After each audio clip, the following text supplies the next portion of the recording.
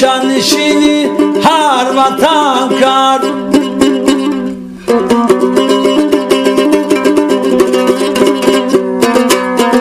ای مرا گوشنشینی هر وطن کردی.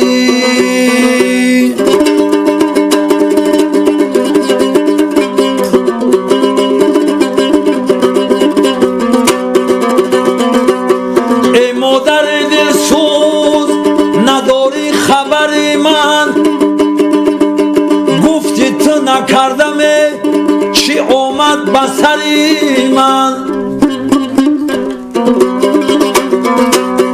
در شهر مسافر نکشی هیچ جوان رو، آیا که کند قبرو که دوزد کفنی من.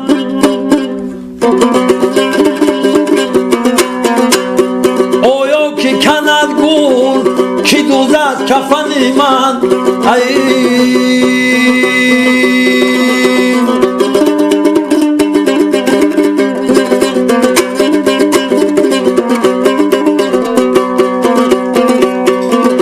در روی زمین بلبل نالان مهمه، او در گریه چو ابری نوبهاران مهمه.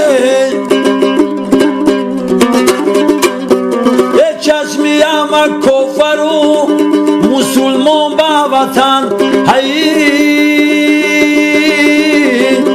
دورای وطن و جدا زیاران مهم.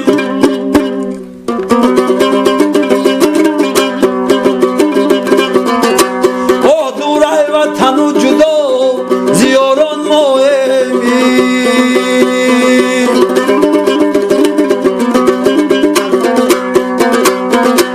ای یارانی عزیز ما غریبم دریغ،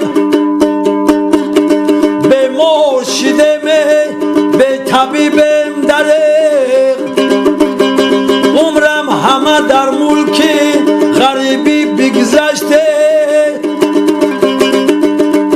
یار دیار به نصیب دریغ.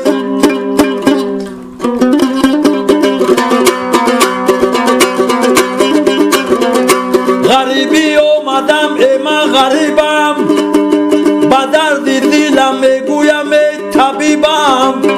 به هر جا قسمتم باشد نصیبم، بگویم داد به داد از غریبی.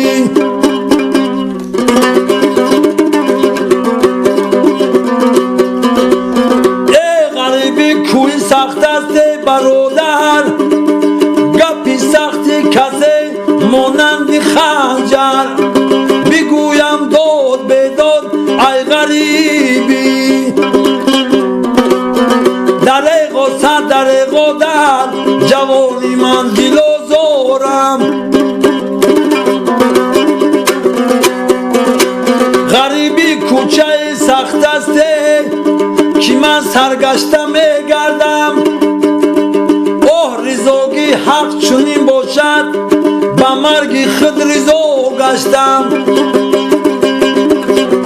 دریغا سر دریغا در جوانی من دل آزار